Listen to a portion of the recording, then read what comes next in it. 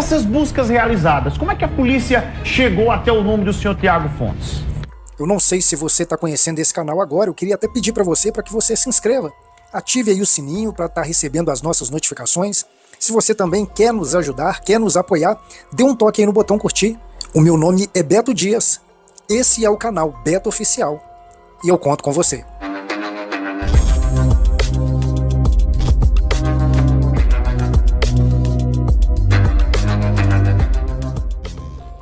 Em relação às notícias que chegaram à imprensa, as primeiras notícias foram em relação às buscas que foram realizadas na casa dele, 2 por sinal. Essas buscas realizadas, como é que a polícia chegou até o nome do senhor Tiago Fontes?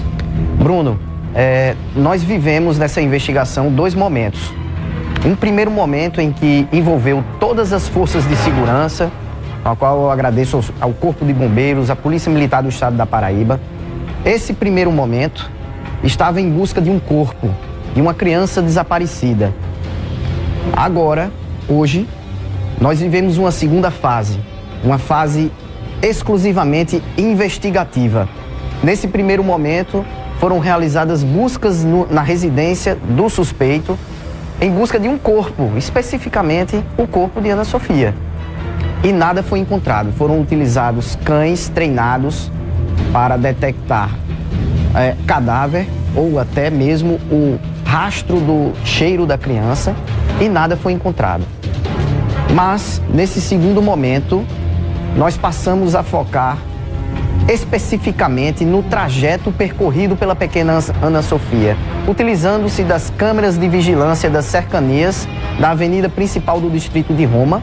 Nós conseguimos identificar por onde ela veio, descendo a rua principal.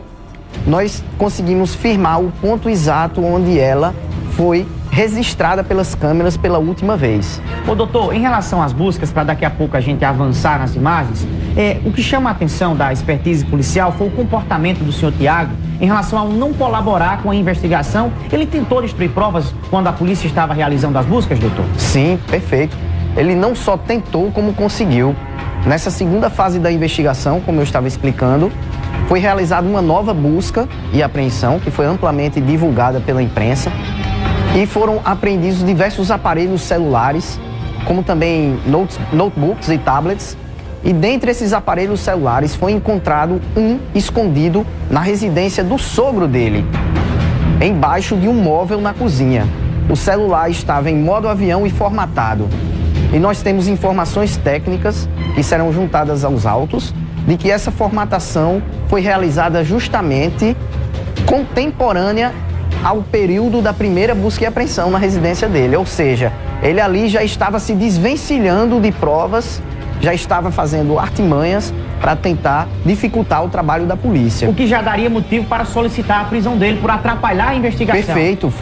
Esse foi o principal motivo do pedido de prisão, além dos indícios e evidências que nós já tínhamos sobre o Tiago, né? Sobre o conteúdo, o material, inclusive a localização geográfica do aparelho, o material armazenado, é possível a polícia conseguir alguma coisa através do IPC para fazer essa perícia nos aparelhos? É possível conseguir alguma coisa no telefone, doutor?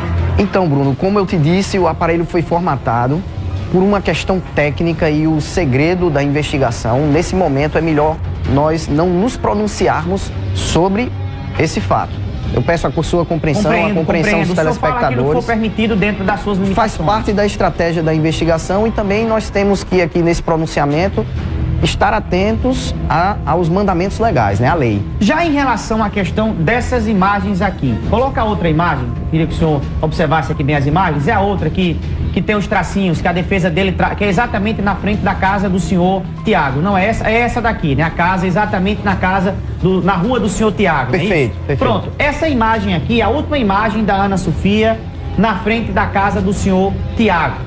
Quando a defesa dele, ao analisar a tese apresentada pela polícia, classifica essa imagem como um vulto. Como é que a polícia chegou à conclusão que isso de fato é Ana Sofia? Fazer só uma correção, Bruno. Essa aqui não é a última imagem. A última imagem é essa. É essa daqui, do vulto. Pronto, isso. Correção. Essa daqui é a última imagem. Na outra, ela estava subindo a rua em direção à casa de sua amiga, onde ela ainda encontrou... É essa daqui. Isso, perfeito. Essas linhas não foram produzidas pelo Instituto de Polícia Científica, não faz parte do laudo. Isso aqui não é do inquérito. Alguém deve ter produzido isso, acredito eu que por comparação, para poder comparar, não é? As questões aqui das manchas do vestido, que ficam bem evidentes que realmente se trata a criança quando nós vemos ali o suposto vulto, que hoje nós temos certeza que se trata de Ana Sofia. Que é essa imagem que a produção vai colocar agora. Isso, a próxima. A próxima imagem, por gentileza? Pronto, eu queria que o senhor explicasse sobre essa imagem agora, pronto. Isso aí é na frente da casa do senhor Tiago? Perfeito. Na frente da casa dele. Residência de número 192, da principal rua do distrito de Roma. Como eu estava lhe explicando, Bruno, na segunda fase da investigação, nós conseguimos determinar o trajeto específico da Ana Sofia e a última imagem que tinha-se conhecimento até então era de um mercadinho onde ela passou às 12 horas e 36 minutos. Às 12 horas e 34 minutos, ela sai da casa da amiga, caminha, e até então, essa era a última imagem registrada dela, de 12h36. Nós estávamos em busca do ponto zero. O que seria o ponto zero? O exato local onde a criança sumiu. Até para poder filtrarmos e termos uma linha de raciocínio única.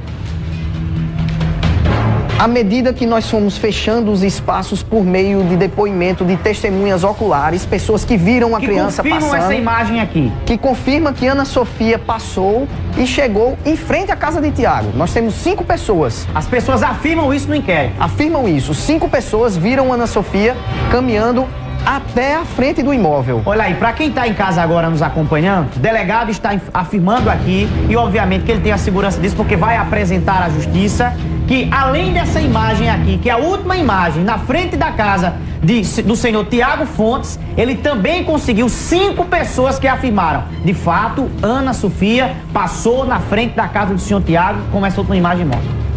E não só isso, Bruno, nós temos outras 4 pessoas que após a casa de Tiago não viram Ana Sofia. Esse ponto aqui é importante destacar. É como se eu fosse até ao Dr. Aldroville, ao encontro dele aqui, e nessa passagem aqui, depois do Dr. Aldroville, quando eu vou para outro local, alguém vai me ver passando dele. E essa pessoa depois dele não me viu passando. Então, obviamente, que eu devo ter ficado interrompido com o Dr. Aldroville. É basicamente isso daí que ele está querendo explicar. Bruno, perfeito. Você vê essa moto passando, né? Sim. Pronto, essas pessoas foram identificadas.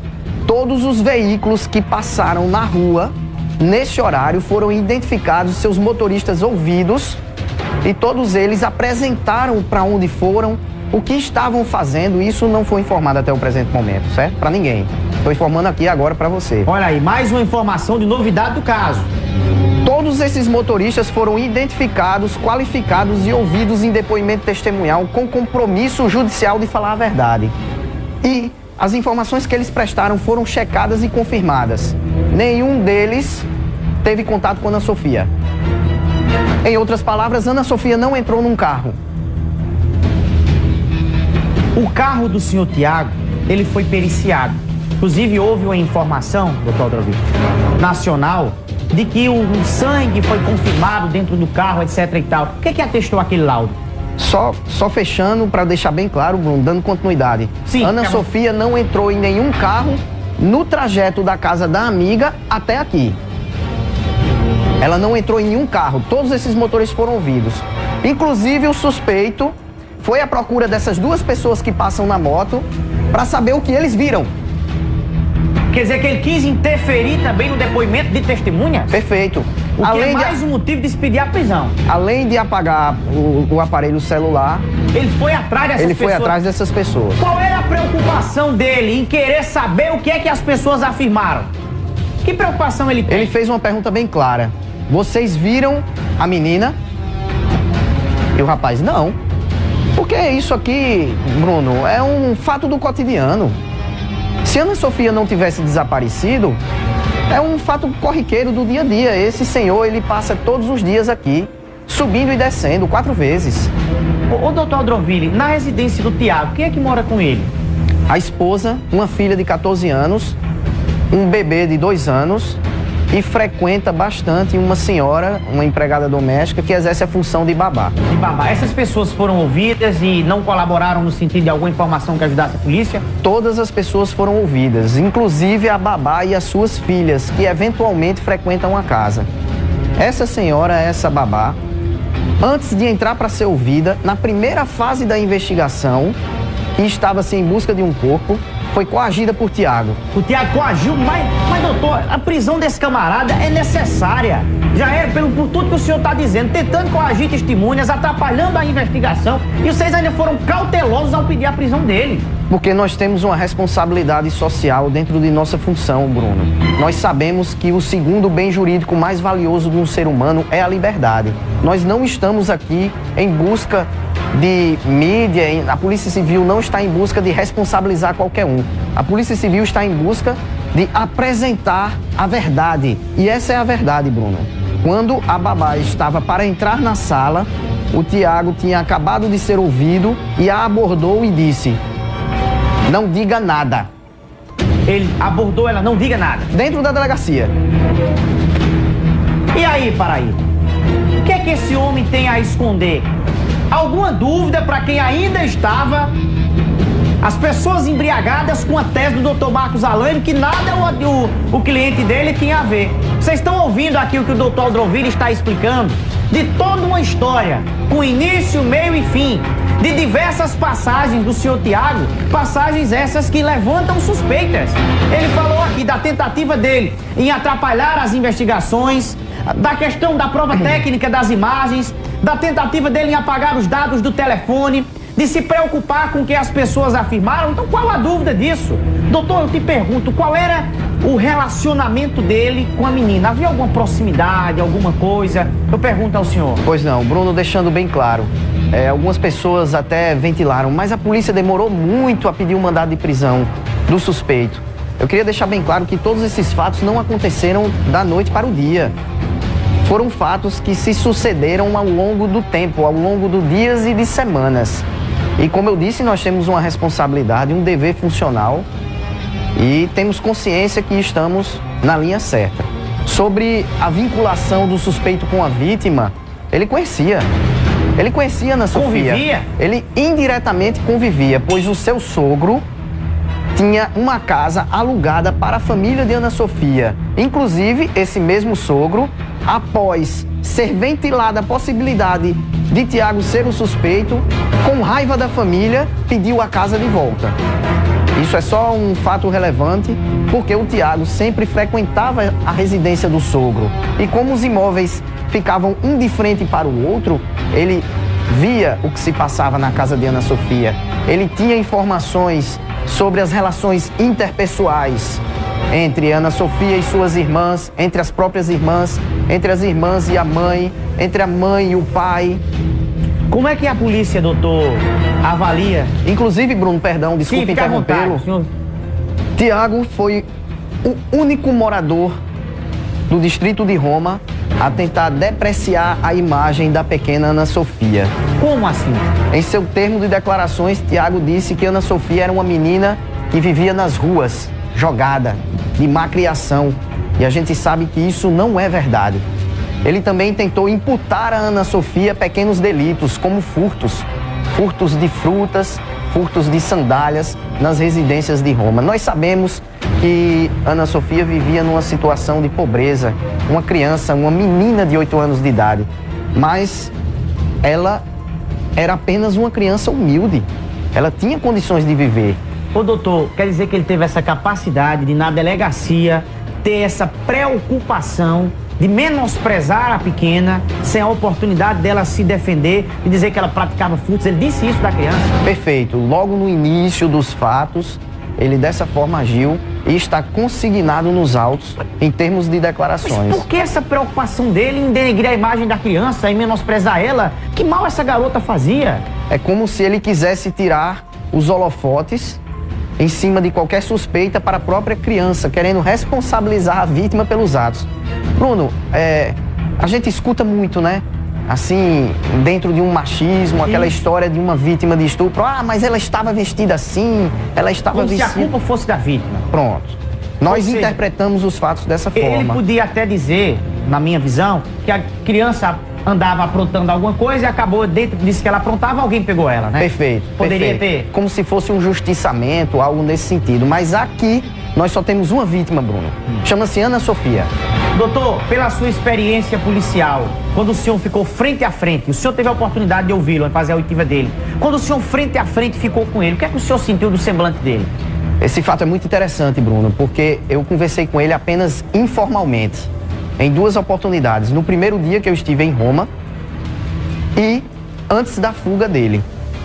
No primeiro dia que eu estive em Roma, quando ele me abordou, que ele me procurou... Ele foi procurar o senhor? Ele me procurou, porque eu estava em frente à casa dele, já medindo a altura do muro da casa, para ter uma ideia e comparar com a imagem que ainda não havia sido analisada, para saber se aquele suposto vulto realmente entrava na casa de número 192. Então, nós estávamos nas análises preliminares. E ele me abordou e disse, já fizeram isso? Eu disse, pois não, mas nós estamos aqui numa força-tarefa e precisamos refazer tudo. E naquele momento ele começou a apresentar argumentos de vítima, com uma chancela, com um carimbo de inocente, apenas pelo fato de que na sua residência haviam passado cachorros treinados. Então ele dizia, já passou cachorro na minha casa, minha vida está sendo escancarada, eu acho isso um absurdo, a minha sogra está aí tomando remédio controlado. Então ele, desde o início, adota a postura de vítima. Veja esse comportamento se repetindo agora com o suposto desaparecimento dele. Você é armado, doutor? Bruno, eu sou pago pelo contribuinte para não acreditar em coincidências. Doutor, eu estou agora com o Diego Lima, que é o meu colega de trabalho, que desde o início está nessa cobertura também. Ele gostaria de participar fazendo uma pergunta ao senhor Diego. Pois não. Bom dia, seja muito bem-vindo aqui. A sua pergunta agora ao doutor Aldroville, que já te escuta bem, Diego. Bem-vindo, meu filho. Boa tarde a você, Bruno. Boa tarde a toda a Paraíba. Boa tarde a doutor Aldroville Grise. Parabenizar ele e toda a equipe da Polícia Civil da Paraíba que está trabalhando nessa investigação. Cumprimentar o empresário Fernando Salés da Serra, Brunatinho Bananeira, que está nos dando um apoio, forneceu até a pousada ali para a equipe da Arapuã, quando quiser ficar hospedado aqui nesse trabalho que a gente está fazendo de cobertura. Eu quero perguntar ao doutor Aldroville Grise, eu tenho 2 perguntas. A primeira é o que faz o doutor Aldroville Grise ter certeza que o acusado ele fugiu, de que ele não surtou, enlouqueceu e está perdido. O que é que faz ele ter essa certeza? É a primeira pergunta, de que ele está escondido. A segunda pergunta é sobre a participação de terceiros que estavam na casa, como, por exemplo, a babá e a adolescente. Se ele já descarta ou se pode haver a participação dele. E ainda tem outra pergunta. É verdade que ele costumava ir de carro, de moto, e foi de carro para o trabalho? É verdade que ia ser por um caminho, foi por outro caminho? E é verdade que ele chegou atrasado no trabalho? Queria que o doutor puder responder. Primeiro eu queria lhe parabenizar pela sua luta. Você está constantemente lá em Solânia e Roma. Nós vemos o seu trabalho, somos testemunha. Queria também que você entendesse, né, que todo esse momento foi um momento de silêncio para que nós chegássemos aqui. Eu tenho certeza que você entende isso, compreende isso. E agradecer essa parceria, essa paciência. E em breve acreditamos que precisaremos, por estratégia da investigação, voltar a nos manter silentes. Voltar a nos concentrar nas investigações que inclusive estão acontecendo nesse momento. Diego, sobre a primeira pergunta. Eu sou delegado de polícia, eu não sou médico. Eu não tive contato com ele, eu não posso afirmar que ele teve qualquer surto psicológico ou psicótico. Eu tenho que me ater aos fatos nos autos do inquérito e aqueles informes que chegam à minha pessoa. Qualquer afirmação contrária a isso é sofismo, é ilação, não é comprovado. Então, sigamos à frente. Seguindo à frente, nós temos o quê? Um indivíduo que agora possui mandado de prisão temporária e está em local incerto e não sabido, está fora do distrito de culpa.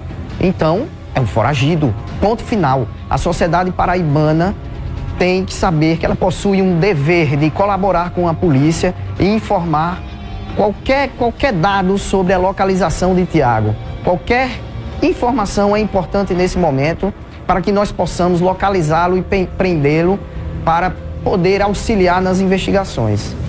Sobre a segunda pergunta, em razão do trajeto que ele teria feito ao trabalho, isso está dentro da dinâmica da execução do crime. A Polícia Civil da Paraíba, por uma questão estratégica, nesse momento, mantém essas informações em sigilo, mas algo que já é de conhecimento coletivo é que ele realmente saiu de casa no carro. E a grande maioria das vezes, ele saía na motocicleta. Você me fez uma outra pergunta, Diego? Perdão, mas não Diego, me recordo repete, agora. por gentileza, a última pergunta para o doutor. Sobre se o delegado já descarta uma possível participação nesse sumiço da babá, da esposa e da filha adolescente, que já está descartado, ou ainda continua em investigação a participação de mais pessoas? Perfeito, Diego. Nós sabemos que estavam na casa no momento em que Ana Sofia entra, o senhor Tiago, sua filha de 14 anos e uma bebê de 2 anos. Ponto final. São 3 pessoas, 2 menores e um homem maior de idade. Nós avançamos passo a passo. O alvo agora, o suspeito principal agora é o Tiago. Nós queremos conversar com ele, porque, por óbvio, é uma questão lógica, algumas informações são exclusivas dele. A polícia não trabalha com bola de cristal. Nós temos ferramentas, nós temos a capacidade de ter informações específicas que, inclusive, o próprio investigado e sua defesa nem imaginam. Mas a prisão de Tiago é de extrema importância para que nós avancemos. Eu vou dar um exemplo. A motivação do crime. Já perguntaram para a Polícia Civil qual seria a motivação do crime. Ora, a motivação de um crime é a cereja na receita de um bolo. Após concluir uma investigação, digamos, de homicídio, mesmo com a confissão do acusado, por vezes nós não chegamos a essa motivação, porque é algo intrínseco. Às vezes encontrando o corpo, com todas as provas, Com tudo. Por quê? A confissão, ela nem sempre revela a verdade real. A confissão, como alguns depoimentos testemunhais, é por conveniência, mas principalmente a confissão. Ele vai dizer o que lhe interessa. Estamos num Estado democrático de direito. Inclusive, é oportunidade de defesa. Por isso que nós clamamos à defesa do senhor Tiago que, assim que souber sua localização, informe. É uma oportunidade também dele se defender. Por quê? Depois de ser acusado, depois de ser divulgado um mandado de prisão, esse indivíduo maior de idade foge. Está claro agora que é uma fuga. O doutor Aldroville, o Diego permanece com a gente. Diego, você tem alguma outra pergunta para que eu possa fazer a próxima? Bruno, a última pergunta, e quero até agradecer ao doutor Aldroville, já que eu continuo aqui em Bananeiras, estou indo para Solânia agora, mas eu vou deixar minha pergunta no ar. Se o delegado tem a certeza já se ela está viva ou está morta, se ele tem, e se ele tem alguma pista de onde possa estar, viva ou morta, se ele já tem alguma pista. É a minha última pergunta e bom trabalho aí para você. Diego, a gente... É algo que, evidentemente, a Polícia Civil não quer, não é? Nós não desejamos, de forma alguma, que Ana Sofia esteja morta, mas é uma dedução lógica que, com o passar dos dias, essa tese se fortalece cada vez mais, infelizmente. Inclusive, o mandado de prisão temporária foi requerido com a fundamentação de homicídio com ocultação de cadáver. É um crime bárbaro, covarde. E sobre a localização, eventualmente, do corpo, Diego, nós temos uma ideia sim, mas nesse momento nós preferimos manter o silêncio até que não nos atrapalhe. O tempo já sangrou demais essa investigação. Nós agora precisamos estancar esse sangramento e pedir o auxílio da população para que nós curemos essa investigação com a prisão de Tiago. Diego, eu agradeço, nós agradecemos aqui a tua participação, inclusive fazer o registro ontem no rádio, na TV, e reforço as palavras também do doutor Aldrauville, do seu empenho, do empenho deste programa, do Cidade em Ação, de toda a equipe, de fazer esse jornalismo investigativo, colaborando também com as investigações. Você está de parabéns com toda a equipe do Sistema Arapuã de Comunicação, sem incansável, no final de semana, nas madrugadas, sempre aí na cobertura desse caso. Obrigado pela colaboração conosco, Diego. Obrigado, um abraço e bom trabalho para você, Bruno, e para o doutor Aldrauville, que eu estou na torcida para que o desfecho venha o mais rápido possível. Nós vamos aqui só mais algumas perguntas para finalizar com o doutor Aldrauville. Inclusive dizer que estamos ao vivo nesse momento para todo o Brasil, só de forma simultânea no YouTube. Estamos com quase 5 mil pessoas só no YouTube, sem falar com a nossa grande audiência na TV, na plataforma tradicional, as TVs da Paraíba inteira, as residências que nos acompanham nesse momento no desdobramento do caso Ana Sofia. Doutor, no início, dia 4, a informação chegou à imprensa no dia 5 de julho, era só um desaparecimento. Começou o desaparecimento para lá, desaparecimento para cá, e aí nós observamos, tem as imagens do açude sendo esvaziado, uma força-tarefa foi montada dentro da escola. Olha aí, ó, essas imagens aqui, quando você faz uma retrospectiva do caso, você vê tudo isso daqui, ó, da retrospectiva. Quem não se lembra do açude que foi secado, da escola que foi ocupada, das aulas que foram suspensas? Eu pergunto, dessa parte inicial da investigação, o que é que pôde ser colhido e descartado para o avanço e chegar até essa fase? Perfeito, Bruno. Muito importante sua pergunta. Esse trabalho que você está vendo agora em casa fez parte da primeira fase, não é? Primeira fase, uma fase de busca. Inicialmente, a busca por uma criança perdida, desorientada, machucada, que poderia estar em algum lugar, não é? Depois evoluiu-se para a busca por um corpo e dentro dessa evolução pela busca de um corpo, deu-se a ideia de procurar nos mananciais de Roma, que não é apenas esse. Quem não teve contato com a localidade não sabe que lá são criados peixes, não é? Tem a cultura de criação de peixes e tem diversos mananciais. Esse é um deles. Entretanto, esse aqui tem uma particularidade porque é caminho de um dos trajetos que ela fazia eventualmente para ir para casa. Você pode ver, tem até nas imagens um pequeno caminho aí. Só que não fazia mais sentido essas buscas. Você pode ver que praticamente estão aí apenas populares. Apenas alguns bombeiros para garantir a segurança das pessoas. Por quê? Porque inicialmente, se a criança estivesse embaixo d'água, por uma questão física e biológica da decomposição do corpo, gases na região abdominal dela teriam erguido ela para a superfície. Uma questão natural, né? Natural. 72 horas no máximo. Natural. Mas cogitaram a possibilidade do corpo... Ó, observe, ó, muita lama. Muita lama. Essa lama aqui é o que nos faz, é um dos indícios que nos faz ter certeza que ela não passou aqui, além das câmeras e as 4 testemunhas. Ela não viria por aqui, ela viria pela rua normal, descendo, e aí seria registrado a imagem dela por um mercadinho que tem já quase próximo à rodovia estadual. Enfim, mesmo assim, foi-se cogitada a possibilidade de, junto ao corpo dela, ter sido amarrado algum peso. Pedra, alguma coisa. Perfeito. Estaca. O Corpo de Bombeiros foi acionado, um trabalho excelente, Bruno. Uma técnica, precisão, parabenizar aqui todos os bombeiros. E eles fizeram um arrasto pelo fundo do manancial. É uma técnica em que mergulhadores vão até o local e passam metro a metro no local para ver se tem algum objeto no fundo. Foi achado de tudo, menos a criança. Mesmo assim, as pessoas mas duvidaram do trabalho dos bombeiros, um trabalho técnico, preciso. Mesmo assim, as pessoas, pode ser que não tenha encontrado, pode ser que tenha picotado, pode ser que tenha dispensado no local assim, todo picotado, corpo.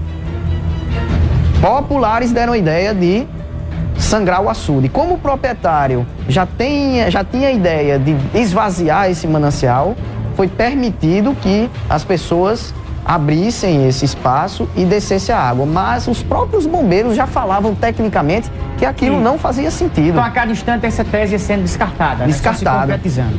E a técnica e precisão do Corpo de Bombeiros nos deu a segurança de que Ana Sofia está num local privado, um local muito bem escondido, porque toda essa área, Bruno, foi pesquisada metro a metro, com varas de aço sendo enfiadas ao solo em busca de um solo mais solto. Foi feito todo o serviço com cães farejadores de rastro do odor da criança, de rastro de cadáver. Isso foi feito na casa do suspeito também?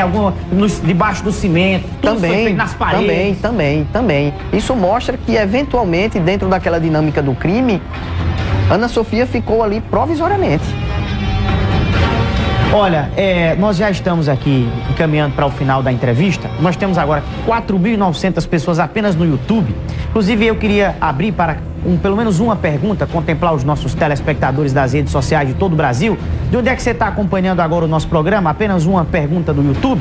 Vou colocar aqui, por gentileza, as pessoas que estão nos acompanhando, já para agradecer ao doutor Aldroville pela entrevista conosco. O YouTube da TV Arapuã, ao vivo em todo o Brasil. Se você tem alguma pergunta a fazer, a gente vai liberar uma pergunta agora para ser feita ao doutor Aldroville, já para finalizar aqui a entrevista com ele, nesse momento, no Cidade em Ação Especial desse sábado, da sua TV Arapuã, conversando com o doutor Aldroville Grise, que integra essa força-tarefa. Coloca, por gentileza, aí, Dayana, aqui nas últimas. Você coloca no... Qual é a pergunta? O juiz pode expedir também a quebra do sigilo do telefone desse advogado, embora eu não tenha ciência dessa possível estratégia. Será? É a Sônia Maria que faz essa pergunta. Pronto, foi a pergunta que a Sônia fez. Dona Sônia, é um assunto extremamente delicado. É possível, sim. Qualquer cidadão brasileiro pode ter os seus sigilos quebrados, mas, como você mesmo disse, apenas mediante uma ordem de um juiz. Isso é uma reserva de direito constitucional. E aqui eu estou falando sobre a lei. Agora, sobre o mérito da pergunta, é uma estratégia de investigação, nós estamos cientes dessa possibilidade. Entretanto, no outro lado da balança, nós respeitamos o direito de defesa do suspeito e, inclusive, o sigilo do advogado, né? Nós respeitamos muito o causídico que está atuando no caso. Abraçando a todo o Brasil que nos acompanha pela rede social, o pessoal da produção me pede para fazer só mais uma pergunta, que é da Rafaela Nóbrega, a última. Eu prometo ao senhor, doutor, devido ao seu tempo. Ela tem a possibilidade de ter saído viva do carro? A polícia trabalha com essa possibilidade? Eu acredito que essa telespectadora já está falando após ela ter saído de casa, né? Ter sido retirada de casa. Bruno, a gente não descarta nenhuma hipótese, mas como eu falei antes, respondendo ao próprio Diego, essa dinâmica dos fatos, de como se deu, é importante que nós nos mantenhamos em silêncio para que possamos avançar nas investigações. É uma estratégia, eu peço a compreensão. Doutor Aldroville, em nome do... Eu quero mais uma vez agradecer a todo o pessoal. Dá um oi da sua cidade aí, onde é que você está acompanhando. Queria aproveitar e mandar um abraço para Maria de Fátima do Nascimento, ela mora em Barbalha, no Ceará. Queria também mandar um abraço para Ivonete Souza Ferraz. Um abraço para Dorinha, ela mora em Lagoa Dourada, em Minas Gerais. Queria também mandar um abraço para Sandra, ela é de São Paulo, capital. Queria também mandar um forte abraço para Aparecida, ela é de João Pinheiro, Minas Gerais. Gostaria de mandar um abraço também para Marise Machado, ela é de Porto Alegre, Rio Grande do Sul. E para fechar aqui, queria mandar um abraço para o nosso Carlos Roberto, ele é de Arcor Verde. E gostaria também de deixar um abraço para você que nos acompanha aqui neste momento. Eu quero pedir para você, se você ainda não é inscrito nesse canal, para que você se inscreva. Se você puder dar um toque no botão curtir para nos apoiar, isso é muito importante. O meu nome é Beto Dias, esse é o canal Beto Oficial e eu conto com você.